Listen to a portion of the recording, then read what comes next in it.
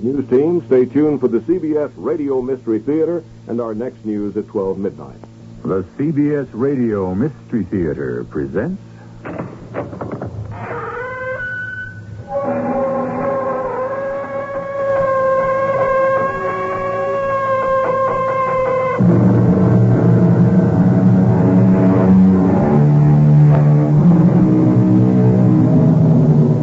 Come in.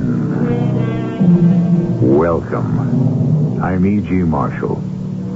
Our own Ralph Waldo Emerson wrote of the shot heard round the world, and that shot was a volley fired by a great ring of embattled American farmers. But scarcely 140 years later, another shot was fired, 2, to be exact, from a single revolver, and was not only heard round the world, it also changed the world. But I must go to Sarajevo. Why, Franz? Why? Because, my darling Sophie, I said I would. Very well. Just go ahead and say you won't. I cannot do that. But there are rumors of an assassination plot. There are always rumors of an assassination plot. These are more than rumors. My dearest, I shall be surrounded by the army. The army? Can't you understand? It's the army that wants you dead.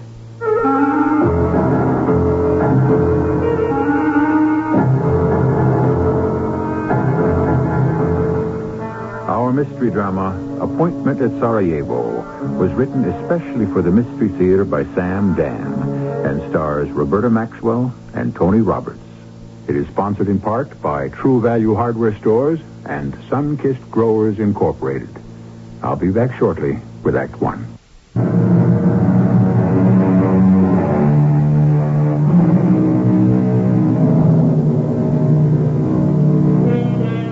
Everyone knows that the Archduke Franz Ferdinand of Austria-Hungary and his consort, the Princess Sophie, were assassinated at Sarajevo on June 28, 1914.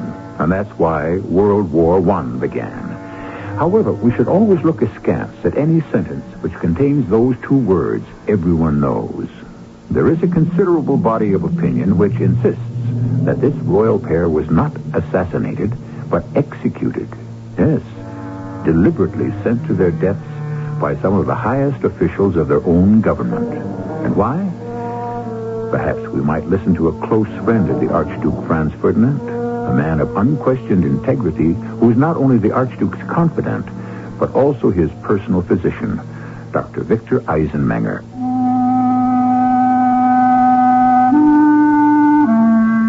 You must understand one thing. The Archduke Franz Ferdinand was guilty of the worst crime. He had committed the unpardonable sin. He had married the woman he loved. From this root stemmed the great disaster. I was there when it all began, the night he met her in the autumn of the year 1894, at a grand ball given in his honor in the city of Prague. As usual, he didn't want to go. I wish I could tell you how these affairs bore me, Doctor. Your Highness must be aware of his responsibilities. I should be more fit to carry out my responsibilities if I could stay home with a good book, or even a bad one. Come, Your Highness, isn't all this fun? The music, the perfume, the beauty. Why, some of the loveliest women in Europe are here tonight. Yeah, peeking coyly from behind their fluttering fans, and the mamas don't overlook the mamas. Oh, how can I, Your Highness? They descend upon you like bees on the hive. Your Highness is the most exciting bachelor in Europe. When can we decently leave?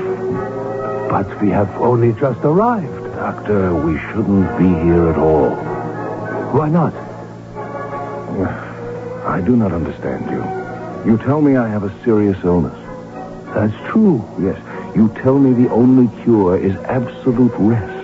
It is. Your illness is in an arrested state, temporarily. At any time it may flare up. Then you shall be compelled to listen.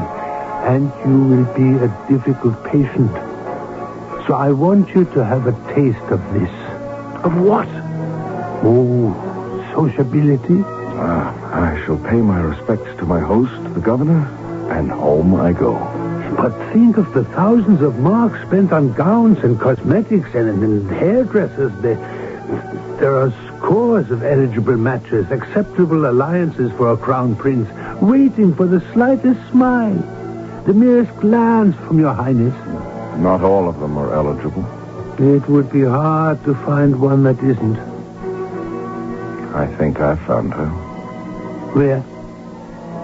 There, by the wall, near the painting of our august emperor, the tall one. You mean the skinny one? Not skinny, slender. It's a matter of taste, your highness. No, she isn't eligible, not at all. How can your highness tell? The gown, It's beautiful. but not this year's. And the conspicuous lack of jewelry. No, she obviously knows her place. Which is what? Lady in waiting for somebody important. She's a member of a family that has seen better days. And one of her rich relations decided to be nice to her and take her to the ball. Nice. But it's really cruel. She doesn't belong here as an equal, and she knows it. How old would you say she is, Doctor? Oh, she is up there. What's up there? She's at least 25, 26. I'd like to meet her. Find out who she is, and then introduce me.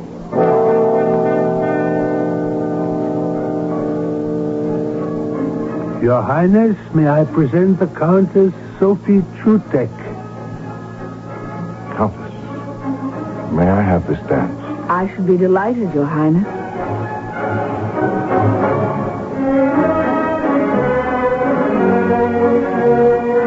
I'm afraid I don't dance very well. Your Highness is a magnificent dancer. And I'm afraid you're a magnificent flatterer, Countess. What else may one say safely to the Archduke's successor? To this particular Archduke successor, a certain Countess may say anything that she pleases. Then, since I have received absolution in advance, may I ask your Royal Highness why he asked me to dance? Because you're the most beautiful woman in the room. Oh, but that isn't true. It's my truth. It was an American, I believe, who said that beauty is in the eye of the beholder. I'm certain it must have been an American, because it's a sentiment that allows for differences of opinion and can therefore be considered democratic. Are you a Democrat, Countess? How could the Countess Sophie Chutek of Chotkova and Bognan possibly be a Democrat? You haven't answered my question. You haven't answered my question either. Which question was this? Why did your Royal Highness ask me to dance? That's a difficult question. Every single person in this room is asking that question. I know. We are the center of all eyes. I see. And now the waltz is ended. But another is about to begin. May I have this one also? But, Your Highness... Perhaps you're tired. I know I am. One dance is usually enough for me. Shall we sit outside? On the terrace? It's a lovely evening.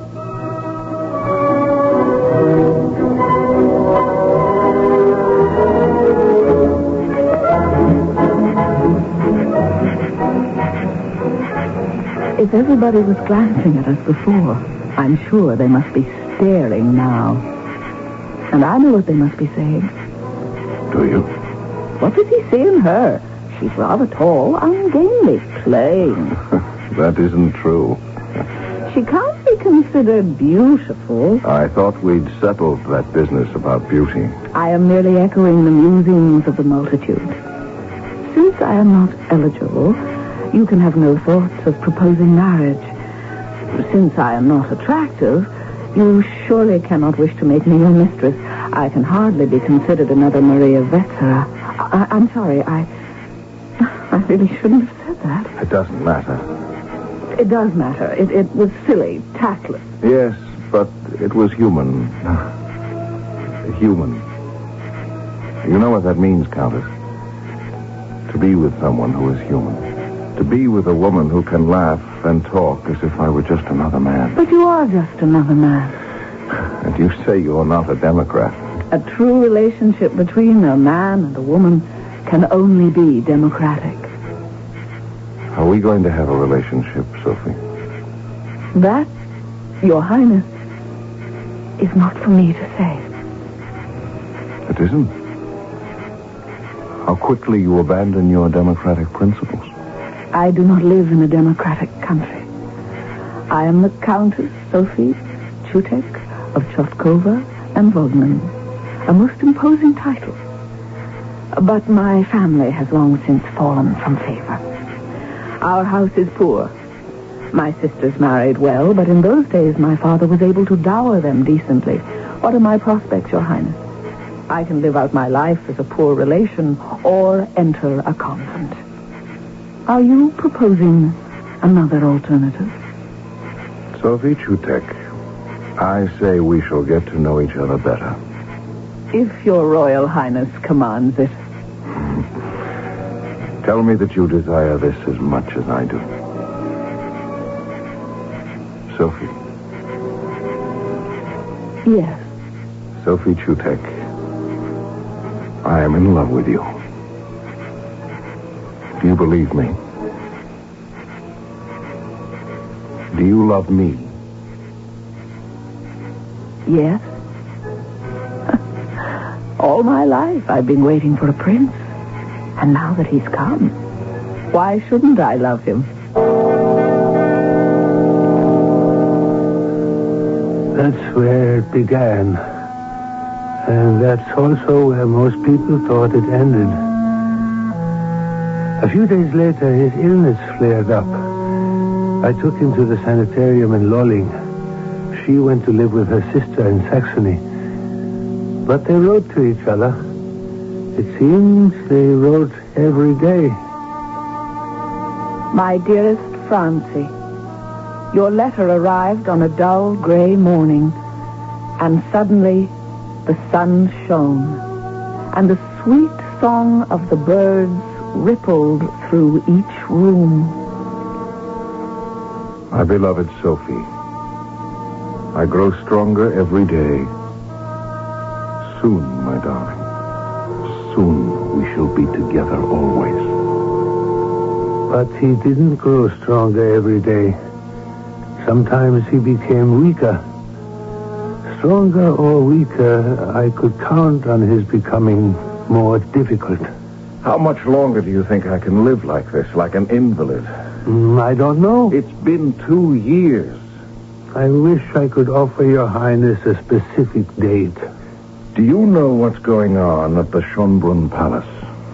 I would assume the business of the government. The business of destroying me, the Archduke's successor. Every day my enemies keep telling the Emperor, Your Majesty, Franz Ferdinand is a dying man. He hasn't much longer to live.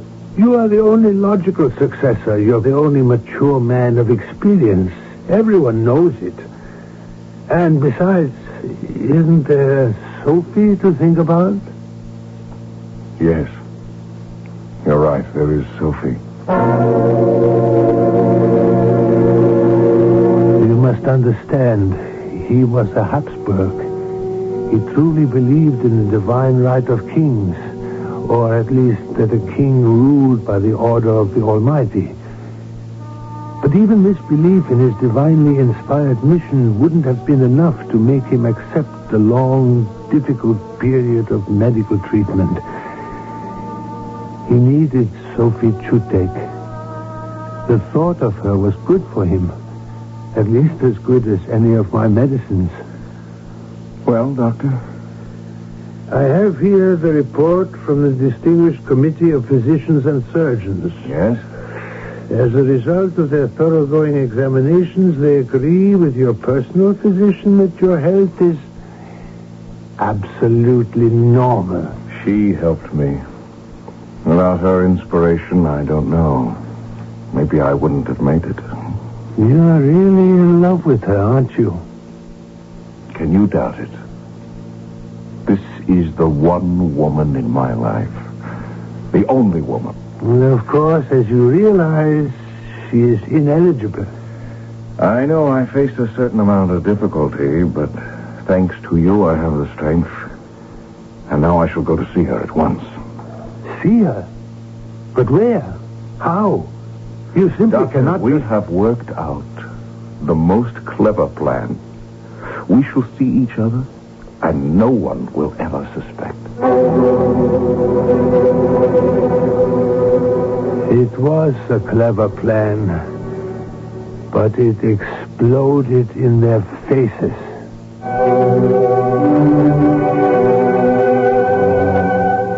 As the good doctor said just before, the Archduke's successor, Franz Ferdinand, was a Habsburg. And, on balance, they weren't really great rulers, but they were far ahead of any other dynasty you can think of when it came to being lovers. And the proof of it is that almost any story about any Habsburg prince is usually a love story. And ours heats up considerably in Act 2.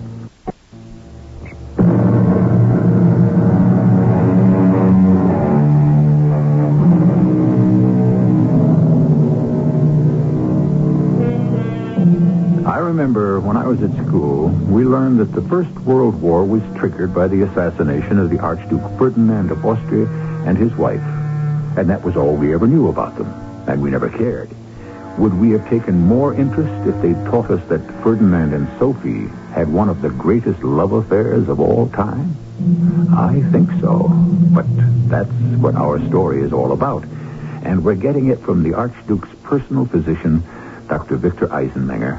What is this plan of yours, Highness, to see Countess Jutek? She has taken a position with the Archduchess Isabella as a lady-in-waiting.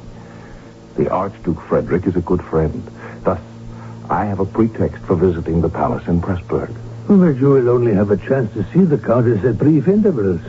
There can't be any privacy. Oh, it's enough for us now. I do not wish just to have an affair.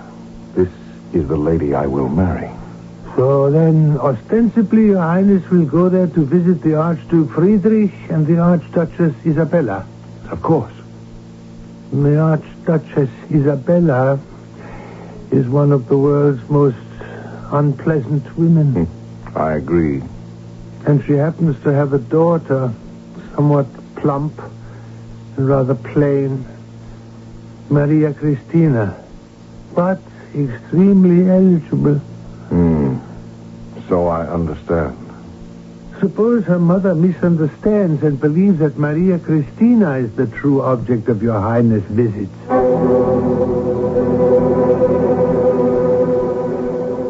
Franz, you're looking very tired. That's why I came here, Sophie. To hunt, to play tennis. Franz, you don't have to marry me. It's the only way I want you. But they'll never agree to it. I will have to marry you, Sophie. As Archduke's successor, I shall have no choice. What am I to do, marry a woman I don't love and become like the rest of them? Don't worry, there's no one around. Janacek, my faithful servant, Janacek is on guard. All we need is a little time to secure my position, build up some alliances, call in some favors. Yes, my darling. Meanwhile, I look at you every day. That little picture of you, I keep it in my watch cover.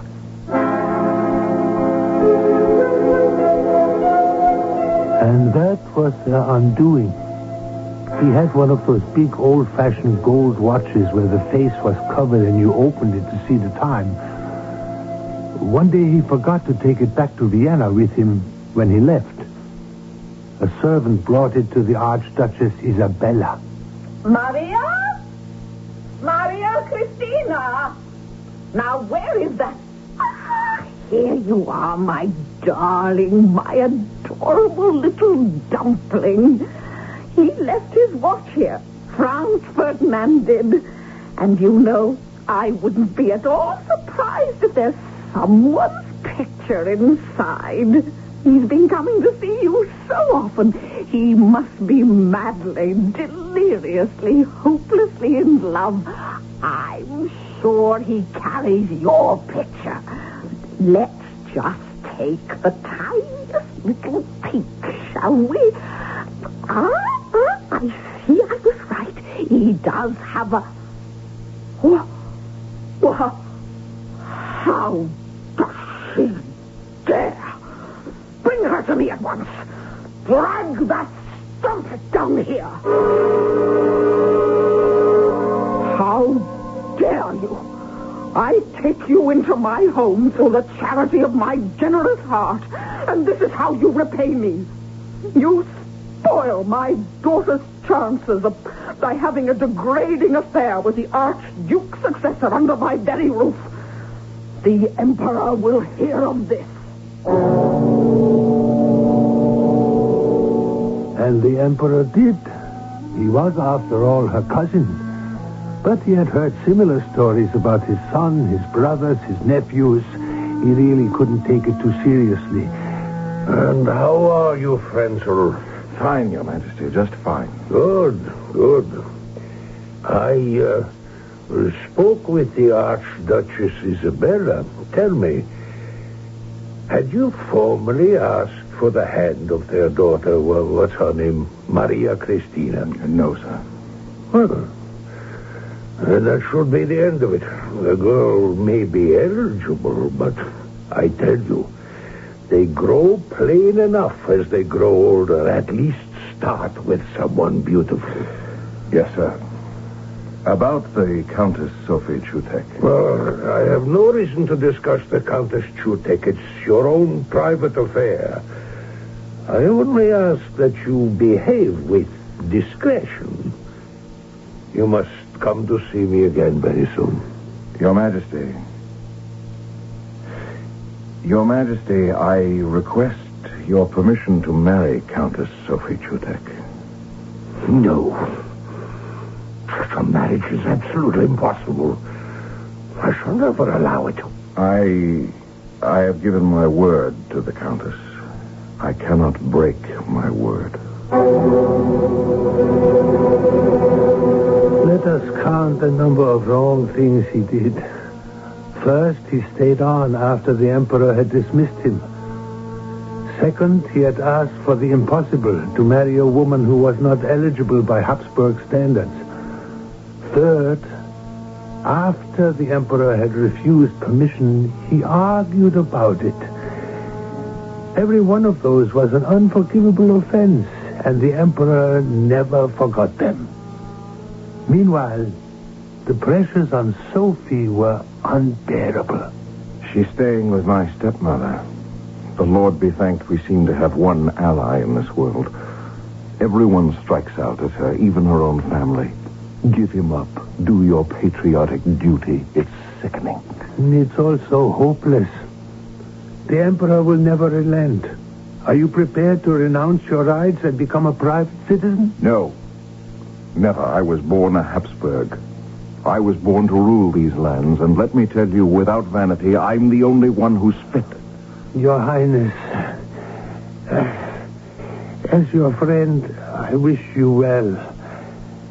As your physician, I cannot help but be alarmed at your mental and emotional state. You are a desperate man. Yes, I know. And I'm ready to take a desperate measure. He will give me his permission. I will force him. Your Highness. I know just what to say to him. Good morning, Franz. Your Majesty. Can we finally have an amicable solution to this little problem? There is one solution that has been suggested to me, and that is simply to wait. When Your Majesty is dead, I can do as I please. Indeed. I intend to live a great many years yet. And every one of those will be a year of lost happiness for me and the woman I love. And so, Your Majesty, I will say this. You will give me your permission to marry. Never. If Your Majesty shall refuse me permission... Yes? What will you do? What can you do? I will commit suicide. What kind of blasphemy? Yes, Your Majesty, I will blow my brains out. How dare you? For Sophie Chutek, I dare anything. Everything. Your Majesty's son, Archduke Rudolph, committed suicide. Can this House of Habsburg survive another one?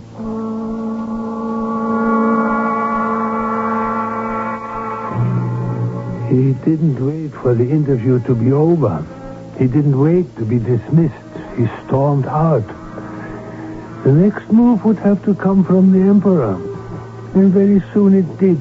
From Prince Montenuvo, the Imperial Chamberlain. Your Highness, the Emperor will give his consent, provided. Yes? Provided?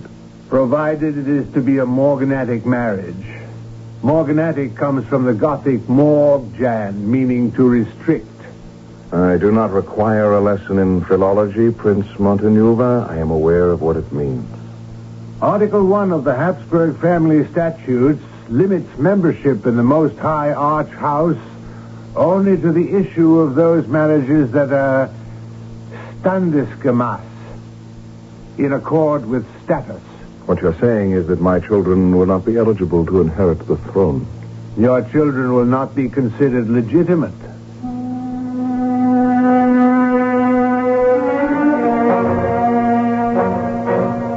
It's the only way, Sophie. I know. My children, our children, will be barred from the succession. Darling, I will not let you throw away your chance to be a complete emperor. But suppose we don't have children. We're not young anymore. I don't know what to say. I don't care. I want the happiness we can have now. I think you're going to be very good for me, Sophie.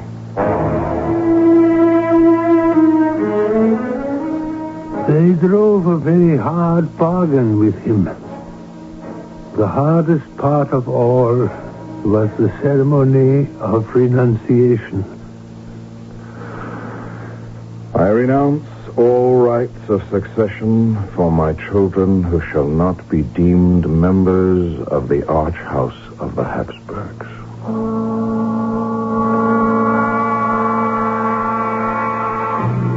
But the unkindest cut, if I may say so, was saved for last. It had to do with the wedding itself. Nobody's coming. But I don't understand. Nobody's coming to the wedding. Well, my stepmother is and her two daughters, but no one else. Not even my brothers. My darling, only two people and a priest are absolutely necessary for any wedding. This is the finest day of my life. I want you more than anything in the world. Even if it means that our children will not be Habsburgs? Our children will be Habsburgs. I promise you, Sophie. You will be empress, and they will be royal princes and princesses. And one of them will succeed me. I will start today to work slowly, quietly, against this infamous crime. But you signed a document of renunciation. My darling, what has been signed by a prince may be unsigned by an emperor.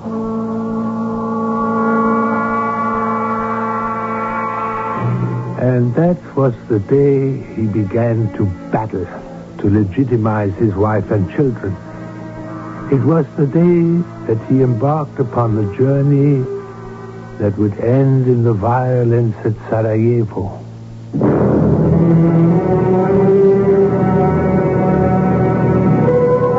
Important to our story is Emperor Franz Joseph of Austria, who reigned for an unbelievable total of 68 years. He had many lovable qualities.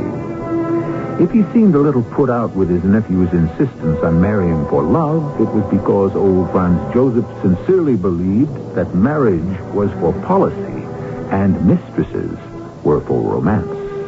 I shall return with more of this family drama shortly.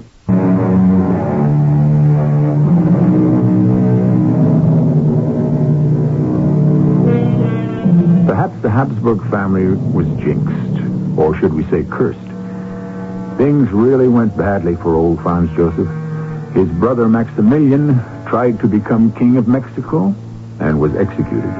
His son Rudolf committed suicide. His wife Elizabeth was assassinated by a terrorist, and his nephew Franz Ferdinand will be murdered at Sarajevo. Dr. Victor Eisenmenger continues the story.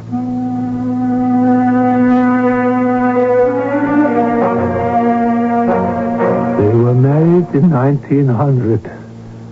They died in 1914. They had 14 beautiful years. It was a marriage of love. They were blessed with lovely children. If they were ordinary citizens, they would have owned the world, even if they had nothing. But he was a Habsburg, and he was ambitious, and everyone knew it. Especially his arch-enemy, Prince Montenuvo. It is my painful duty, Your Majesty, to raise a most delicate issue. I assume this will concern the Archduke's successor. Unfortunately, Your Majesty, we know he is plotting to nullify the renunciation. You have evidence, Prince Montenuvo? The Magyars do not recognize his renunciation. The newspapers in Hungary are almost unanimous. This is the gist of what they say. The wife of the emperor is the empress. The son of the emperor is the crown prince. I'm aware of this. May I suggest, Your Majesty, that these newspapers be suppressed? They deserve to be. I agree. But it will only serve to dramatize and popularize their position. Where is the evidence that the Archduke's successor plans to renounce? Your Majesty, since the Magyar minority is strong and turbulent, doesn't it make sense that the Archduke's successor is going to use this as a base for future planning? Of course. Your Majesty, we must do something. Thank you, Prince. I will take the matter under consideration. Are you happy, my darling? Yes. Oh, Francie, I only wish that you could be as happy as I am. Why? What makes you think I'm not? We have never lied to each other. And you know very well how the legal status of our marriage... Not another word. You see, my precious, when I become upset, oh yes, you know it very well, how upsetting it's been for me. I do not sit and sulk. I plan. I do something. Ask me what I've done just now. Oh, Francis. I have been invited to visit the English royal family. I refused. But King Edward was always your good friend. I said, I do not travel without my wife. And they replied that they had arranged excellent quarters for you at a hotel. Then I stated I do not spend the night without my wife. Franz, there are certain things you... And they said, diplomatically, of course, that they understood that there were certain restrictions placed upon you. I didn't let them finish. I said, since when are arrangements made among Habsburgs binding upon the royal house of Great Britain? You didn't. You shall be received at an audience with King Edward and Queen Alexandra. Your escort will be me. Franz. Mm-hmm. And this is to be the first of many. I represent the future of the empire. Franz Joseph will soon be dead, and the past shall be buried with him, and this is the first of many triumphs for you, my darling. You will be received by the Kaiser, by the Tsar, by everyone.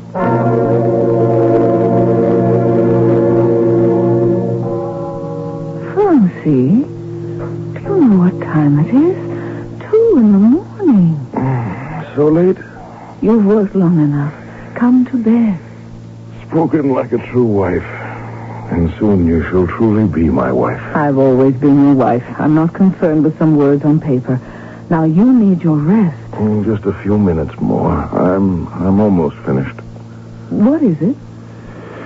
This is going to be nothing more or less than the foreign policy of the Austro-Hungarian Empire. And do you know what its basic premise is to be? Of course. An alliance with Russia. Naturally. Russia, Germany, Austria. We are the three empires. We hold the Liebe against the forces of divine law and order. The General Staff is not going to like it. I know. The General Staff wants a war with Russia. Do you know why? Because Russia encourages unrest among the Slavic minority peoples in our empire. Well, that's just the excuse. They want a war with Russia because they believe that Russia is the one country they can defeat. France? Who else can they pick? Germany? France? Italy? England won't permit it. Russia.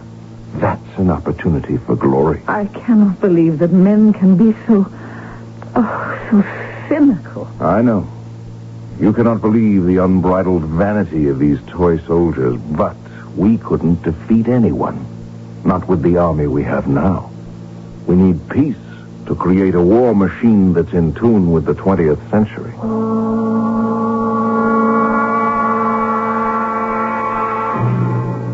Yes. It was his position on Russia finally that did it. Russia cost him the favor of the army, the very army he commanded. The idea that he favored an alliance with Russia could not be swallowed. And so, in May of 1914, the army made a move. That is to say, certain officers did. Darling, you shall have to do without me for the last 2 weeks in June. You mean you're going somewhere without me? Oh, you would be bored to death. Where are you going? On maneuvers. Go with my blessing. I am the commander-in-chief, you know. And a very good one, too. And so I'm going to inspect the Army of the East. The Army of the East? Yes. The staff wants me to review the Army Corps now stationed in Bosnia. Bosnia? Oh, no. Darling, what is it? Bosnia. That's the territory we just occupied. It's dangerous. Well, It's filled with all kinds of revolutionists, anarchists, terrorists. I know. And you're going? It's on the border of Serbia. There are groups of Serbian anarchists who swear they will kill every Habsburg. Darling, I accepted the invitation. Why? Sophie, is this to be our first quarrel? Yes, because this is the first time I have ever seen you commit an irrational action. Well, It may be foolhardy, I suppose. But it was the way Potiorek proffered the invitation. Potiorek? Yes, dear. General Potiorek. The one you turned down twice for chief of staff. I felt I had to accept. Well, you can just go ahead and unaccept. Sophie, there's my honor. Are you going to talk like one of those toy soldiers who you have so much contempt for? There's the future of your country and the future of your family. I'm going with you. I will not permit it. I will go with you. Choose. Do you want me to be at your side, or would you rather I trailed along at the end of the train, like a camp follower? Sophie, what am I going to do with you? Your Highness, I cannot remain silent. I must speak. Doctor, we are good friends. You have always felt free to say what was on your mind. You'll tell me not to go to Sarajevo. Have you read the Serbian newspapers? Here, look. The Austrian successor will visit Sarajevo. Serbs, pick up rifles, revolvers, bombs, knives, pitchforks. Arm yourselves. Take holy vengeance. There's always violence smoldering in Serbia. I know for a fact that the palace has received notice that you are to be a target for assassination. I've heard that rumor. They want you to go ahead. Stick your hand in the beehive and be stung. They won't have to lift a finger.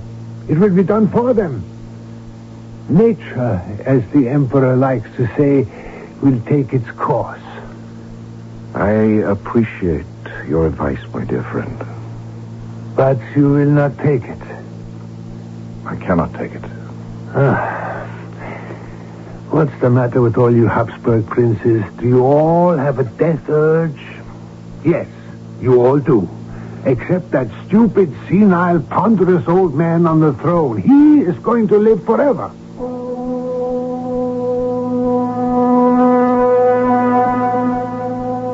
I was wrong about that. Emperor Franz Joseph died 2 years later. But that isn't part of my story. Franz Ferdinand went to Sarajevo with Sophie. And as his personal physician, I went along with the party. It was Sunday, the 28th of June. By a coincidence, the 14th anniversary of his signing of the renunciation. They were driving to the cathedral for a welcoming service. The streets were lined with sullen, silent people. Then I saw it, a black object hurtling through the air. Look out! Sophie! Sophie! What is it? A bomb! Sophie! You're all right. Yes. And you? Your Highness! We're fine. Is anyone hurt? A young staff officer just up ahead, but just slightly. I will tend to him. They caught the man. Yes. And if I know the Austrian government, they'll probably give him a medal. I breathed easier, but I knew I shouldn't have. The attack had miscarried, but the streets were filled with violent young people. We arrived at the cathedral, and the mayor, a stupid man, gave the standard welcome as if nothing had happened. Happiness fills every soul in this capital city. The entire population greets the most high visit of your Royal Highness with joy and delight. What good are your speeches, Mr. Mayor? I come to visit Sarajevo and they throw bombs at me and my wife. It's an outrage.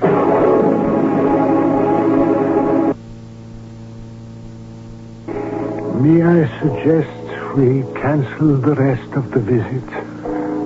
You always give good advice, Doctor. Yes, we will. I want to visit the hospital to shake hands with that young officer, and then we shall take the train back home. Oh, Franz, wonderful. And we'll change the route back to the hotel. I still think we may meet some bullets out there today. And they did. But the driver was confused. He turned left instead of right, or whatever he was supposed to do. They shouted for him to reverse directions. For a moment, the car stood still. And a young man named Gavrilo Princip had a perfect target. He fired twice at a distance of 5 feet. I ran to the car. He was holding her in his arms. Sophie, don't die. Live for the children. Stay alive for our children. Your Highness, are you in pain? Nothing.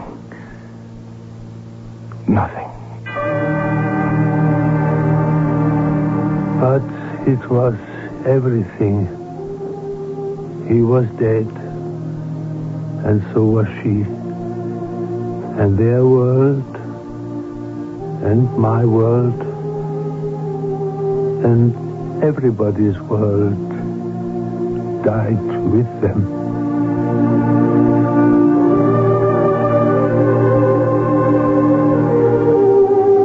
Yes, a world died, and another world was born. The world we live in today.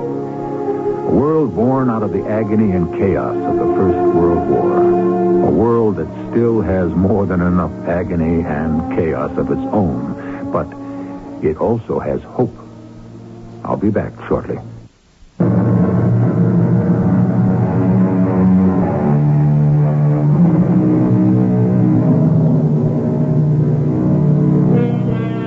Our fate, it seems, is always being decided in obscure places with strange names. Sarajevo, that was the name of the city. Bosnia-Herzegovina, that was the name of the country. Ask people on the street, what do you know about Bosnia-Herzegovina? You know you'll get some blank stares. Today, it's part of Yugoslavia. And the world goes on. And who even thinks about Franz Ferdinand and Sophie Chutek and their appointment at Sarajevo? Our cast included Tony Roberts, Roberta Maxwell, Court Benson, and Robert Dryden. The entire production was under the direction of Hyman Brown.